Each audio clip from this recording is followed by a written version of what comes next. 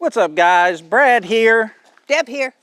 And Bella's with us as well. And we figured it was time for an update video because a lot of things are happening on Piney Grove and people ask questions, and sometimes we just, don't get around to making a video on that specific topic. So we're going to cover a lot of things in this video, but the first thing we're going to cover is our pond because, well, let's just face it, our pond isn't doing well. So let's go down there and talk about that for a minute. The current status of the pond is it's at about 4.5 feet deep, but we haven't done anything since our last video on fixing it. We've analyzed the soil and we got a lot of good spring rains this year, and we got up to about 6 foot. And it was looking decent at 6 foot, and we haven't had a lot of summer rains. We just missed Tropical Storm Debbie, which dumped rains everywhere. And if it had dumped a lot of rain here, it would have helped our pond. Bella says she doesn't care if the pond is 4 feet, 5 feet, or 6 feet. As long as it's 3 feet, she doesn't touch bottom, and she can have a good swim. Deb, you want to fill them in on what we're going to do with the pond going forward and kind of why we're not working on it right now? We're not working on it right now because we don't live here full time. So we come and go here. We still have our full-time government jobs. So what we're going to do is we're going to have to drain it. We're going to have to drain it completely. We're going to have to let it dry. We're going to bring in lots and lots of bentonite clay, and we'll have to till it in and we'll have to pack it. So we need to be here full time. So A, we can make sure it's not going to rain during that process, and B, we can work on it every day. And then once the bentonite is in and it's packed and it's ready, we will refill the pond, and hopefully that is our final fix. But again, can't do it until we're here full time. That's the update on the pond. Big part of Piney Grove, big failure on Piney Grove, but we're gonna get it. That's more of a 2025 thing. My dad passed away earlier this year, so we're up here at Piney Grove a lot more often, spending time so we can spend time with my mom. And we actually took her out to dinner last night for a momentous occasion. That momentous occasion was her 80th birthday. So we were so happy to be able to spend that time with her, and happy to be able to take her out to dinner and then have them sing to her, which was just a treat for us all. And she's a little gal. She's petite, and she loves steak, and she put away a whole ribeye last night. I kept looking at her wondering if she could finish it. Not just that, but she ate the ribeye and a big thing of beans and a big thing of rice, and then she ate dessert. Mom's doing as well as she can with her dementia condition. So my sister's taking care of her. Sometimes we'll take mom for an afternoon so my sister can go to doctor appointments or things like that. So just trying to help out where we can, even though we're not up here full time. So behind me is our house pad, and we're definitely going to talk about our house. But let's give you a quick update on the latest pole barn that we built. So here's the latest construction addition of Piney Grove. It is our 20 by 36 pole barn. And if you've seen the videos where we had it built by Backwoods Builders in Chipley, Florida, check them out. If you're in the local area, they do great pole barns and at a reasonable price. And as you can see, I've already stored some stuff in there in a haphazard manner, but the lumber is in place there for us to build the shelves. And now we're gonna switch it over to Deb, and she's going to tell you I didn't build it big enough. Well, before I say what I've said about 35 times, at least, I want to show you this super cool crate that we got a piece of equipment shipped in. I don't know why I like wood crates, but I really like wood crates. So I want to do something with this. I'm not quite sure what, but before we go further, leave your comments below. What would you do with this super cool crate? Because I feel like it needs to have something done with it. So comments, suggestion would be appreciated. I'm going to interrupt you because she's making me keep this crate. And you can see it takes up a lot of space, and this is where farm equipment is supposed to be, but she doesn't want me to get rid of it. She wants it in the new house. I can't have deer heads in the new house, but we can have crates from farm equipment. Back to you, Deb. I didn't say he couldn't have deer heads. I just said there's a whole lot of places on this property that he could have other than the house. But the pole barn is amazing. I don't feel like it has a whole lot of stuff in it right now, and I don't feel like there's a whole lot of room, but we won't know truly until we build the shelves and he starts scrolling stuff away. Yeah, so we'll take the wood that's behind her and we'll build shelves there so that we can stack equipment. That way we can put one row of equipment on the bottom and another row on top. and just kind of keep all of our farm equipment under cover. We're going to walk to the back real quick and talk about the field back there. Oh, you know it's hot when Bella starts slowing down a little bit. All right, so this is the 1 acre field or food plot in the back of Piney Grove, if you didn't know that. And the reason this was made was so that we could have a place where we could grow a food plot for deer, maybe harvest deer in the future. Don't know about that yet. We haven't done it yet. I haven't hunted or taken a deer from the property yet. But this is in iron clay peas, and this was a really, really good success story because we came in here with the Summit tractor, with the disc harrow, and the Kubota with the tiller. Kind of did a demonstration of tillage versus disking, or tillage in 2 different ways, and planted these iron clay peas and protected them with this 3D fence, but it's not electrified, and our beans took off. They did well, relatively weed free. There's a couple weeds out there in the center, and I took the fence down last weekend, and we're just letting the deer come in here and eat. Anything to say about the field? It's pretty. Well, the field we enjoy, and we enjoy watching it grow and watching things flourish out here anyway. And I particularly like the fact that the deer have some extra food, but it also this will all incorporate back into the soil, and it will enrich our soil. So it's just a win-win all the way around.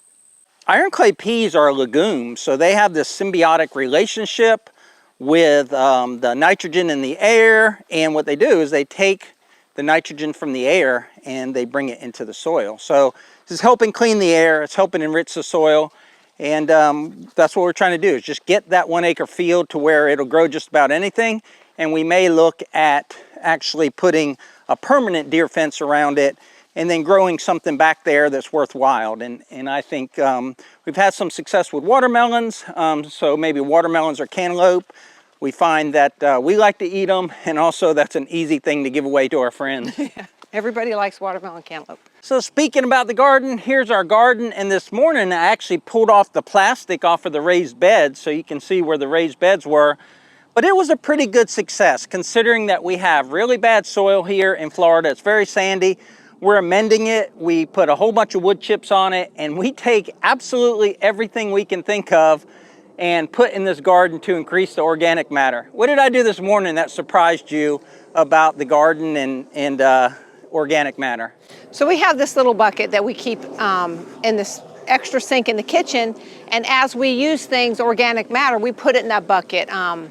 Watermelon rind, lemon peels, ends of lettuce, just anything, right? Eggs, and we dump it in the garden because we're gonna till it all in. So this morning Brad said, oh my gosh, I think I threw away my banana peel this morning. And I was like, oh, I think it'll be okay. But no, he lifted up the lid of the garbage can and he pulled out his banana peel, and then he said, and you, me, threw away your lemon. I'm so sorry. So he dug out my lemon half and his banana peel to go into the garden. So everything that we can think of, we try to put back in here that we'll till in.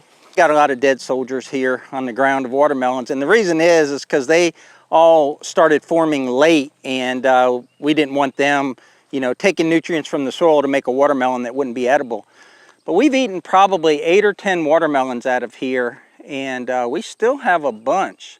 We'll throw up some pictures of our biggest ones, but we still got a fair-sized watermelon right there. Not only did we have watermelon, we had giant watermelons, like you said. This one is good size, but it's probably the smallest of all the ones that we've picked, but it's still really good size, and it's still producing, and it's produced them outside of the fence, and we have one that's grown into the post. So we were shocked. They just completely consumed the entire garden, and like Brad said, consumed and then made watermelon, and it's still blooming. We weren't really like totally into gardening. Like some people are really freakish about it and they live for it. But I'll tell you, we've changed our mind about it a lot, because we were eating tomatoes, peppers, cucumbers, squash. Deb fell back in love with squash after kind of, I guess maybe her parents made her eat it when she was younger. Now we're buying squash to eat squash. It actually goes even beyond that. It's so weird because I didn't want anything to do with squash. So it's not even like I ever loved it or I ever liked it or ever even wanted to eat it. But when we planted the summer squash and it did so well, I was like, well, we got to eat it. So I looked up a quick recipe, and I literally went from not wanting it to craving it. One night, it was like midnight, and I rolled over in bed and I thought, I wonder if it'll wake Brad up if I went and heated up some squash. How weird is that? It's weird. That really is weird because she's not a big eater as far as she doesn't wake up in the middle of the night and eat ice cream or anything. Not that there's anything wrong with that. I think that's a great idea. But for her to want to wake up in the middle of the night and eat squash, that's how much this garden has changed our mind about fresh vegetables that you can pick. This is our east fence line. So we have a rectangular property. We've changed the fence on the west side. We've changed, well, all three sides except for this side. We've changed the fence on. And this is a project that we've said we were going to do the past 2 winters, but we haven't. And Deb loves her some fencing. I do love me some fencing. The fence line has been cleaned up a little bit. I mean, some trees have been cut down. It was completely overgrown. So slowly and systematically, we've been improving the environment to change the fence, but we couldn't change it this last winter because Brad had had his complete shoulder replacement and couldn't do certain things and couldn't lift the big post. So that kind of got put off, and it does keep Bella in. It's pretty crummy looking, so it needs to be replaced. Lord knows how old it is, right? I mean, the deer still jump over it, but barring any health conditions, we may work on it this winter. But it's pretty back here. This whole side is shaded. So this is when Deb walks with Bella in the middle of the day and it's hot or whatever, she'll come through here, and it's a little bit rolling, so we get a little bit of breeze because there's some elevation changes. But that's another project upcoming on Piney Grove. All right, we're gonna go and talk about one more project. It is the big one, and this is the one that probably most people are looking for an update on. All right, Deb, as we walk past the mega shed to talk about the last project, has anything changed since the spray foam? Something did change. We had to revise the layout of the mega shed because we no longer needed our spare room. So we now have more room in the mega shed to store equipment. Yeah, we removed that wall. We have a video out on that, and we have all the lumber back there to OSB that wall and close the bathroom and do all that. But the reason we haven't done anything in the building is because it's just ridiculously hot, and even though it's spray foam, that cuts down the temperature a lot. You get in there and you're soaked in sweat in just a few minutes. So that's going to be a winter project, along with all the other winter projects that we've talked about. They don't all have to be the same winter. The last project, the last major project we wanted to talk about, the grand finale, is what, Deb? Our house build. Finally, our house build. We've been waiting and we've been dealing with one hiccup after another, but it looks like it might actually happen now. So you see this beautiful house in the background that we've been working so hard on? Nope. No, there should have been a house. We said in February we would break ground, February of 2024. We're making this video in August of 2024, and there's nothing started in the background. It's not really our fault, is it? No, it's not our fault. We ran into issues with building codes and property issues, and we got those resolved, and then our drafter quit, but we found a new He drafter. ghosted us for months, right? Oh, yeah, bless him. He just wasn't responding to us or the builder, and they finally said he couldn't finish the plans, but we were able to get an architect, and he finished the plans. He turned them really quick, too, because he put us on like a 90-day delay to start, and we said, you know, we kind of pleaded our case, and he got us in, and got us knocked out in how long? Weeks. I mean, he did it in weeks, and he had said it was going to be months before he could get to us, and we just accepted. I mean, what are you going to do? And then literally days later, he had the first draft of our house, so he was wonderful. Then we had finalized plans, and we thought things were going to move quickly. Like, we thought within a couple weeks we'd be pouring concrete. But what was the delay after that? Well, after that, then we had to meet with the builder, who we really, really, really like, and we've been dealing with him, and he's very responsive.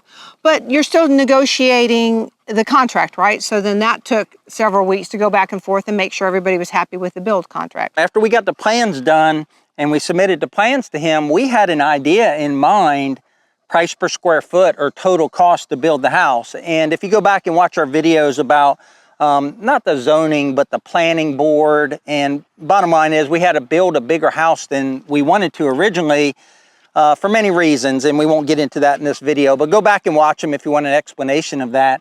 And we had to add a garage, and we had to be at 3,200 square feet. So we did not anticipate the cost of the house, and when he gave us the initial quote to build the house, and we didn't get back to him for a couple weeks because we just needed to process that and just make sure that we were doing the right thing. And was that really the best use of our resources, building a house that was going to cost way more than we thought? So after we did that and we got through that, we agreed on the contract, and it is now at the county for permitting. And we're doing what's called a cost plus contract. So whatever the cost of the house is, we will pay him 20% of that cost. So if we go with a high-end granite, and then we're going to pay more for the granite, and we're going to pay him more because it'll be 20% more of a higher price. So we control a lot of the costs now with the materials we pick and the level of house that we want to build. I put you guys on wide view because the last time we talked about the house, we had it kind of squared off over here, and we're not going to go through the plan because the plan hasn't changed since those videos, but that will be the house, 2,150 square foot. But what we had to do was coming off the back end of the house here, that'll be the mudroom, we're going to have going that way. So from the camera to us, imagine 2 cars will be able to come into this space right here of a 24 by 24 garage. And the way our house will be oriented is the roof line will run north-south there, but the roof line from the garage will run east-west, and we'll have a little bit more of a unique architectural design. Probably about where Deb is standing is where the front of the cars will be, and where I'm standing here will be a driveway, and you'll come up here and go into the garage, and then you'll go into the house. And that was the big deal, was we had to add that garage in order to get, for lack of a better term, permission to build, right? We couldn't get a permit unless we met those conditions. We're really pleased with how the design came out. And what we really like about the design is that we're going to have a door here that goes to our buildings and use that door more than our front door. And our architect actually added what's called a stoop above that door to keep you dry when you're walking up underneath that door. So a couple things. First thing, not only does that stoop keep you out of the elements, but it goes into a mudroom. So coming in and out, we'll have a mudroom to drop things off, and that should keep the house cleaner. The builder's wonderful, Stephen Yates, and he's allowing us, Brad, to do some things ourselves because we have the equipment. We have an excavator. We can dig trenches and run water lines and this, that, and the other. And the builder is allowing us to do things. That way it saves money on the total price of the house, and we're not paying 20% on something that we can do ourselves. So, come here, Bella, come. We had to take a break and go check on Bella. She will not leave anything alone, any kind of animals, and she's actually killed a couple snakes. And they've luckily been non-venomous snakes, so she looked like she was getting snaky over there, so we had to go check on her, but she's okay. She's laying down here in the shade. I think she was after a toad. But Deb mentioned the fact that we'll be able to do some things ourselves. And so what I talked to the builder about was maybe we'll lay our own water lines from the well. Maybe we'll go, to like Home Depot and get our own granite picked out. Maybe get our own flooring. So we left some options in there if we have the time and the ability to either go somewhere and get some things done cheaper or to do it ourselves. So we've already got the septic permit. We did that on our own, and we know how to contract with a septic company or a plumbing company to get that put in, so we may do that. So some of those things we'll do, but what we don't want to do is sacrifice the timeline of the build. So if it's something that he can do quicker, but it costs a little more, we kind of want to catch up here because we are looking at now, by starting in August, we're looking at 6 to 8 months before the house is done. And we need it done because we are planning our whole life around selling our current house, which is up for sale now. We've done a lot of work on that. We don't film that, but we did a lot of work getting our house ready to put up for sale. It's for sale, so we're trying to balance that whole, if our house sells and this house isn't ready, how we're going to do that transition. So that's some of the behind the scenes stuff, and that's a big update on Piney Grove and what's going on for the next year or so. I think that covers everything. We've updated you on the progress and what we've got coming on in the future. So we hope you enjoyed this. We hope you have a wonderful, blessed day. We appreciate you guys watching. We appreciate your support, and we'll catch you on the next one. Take care. Take care, guys.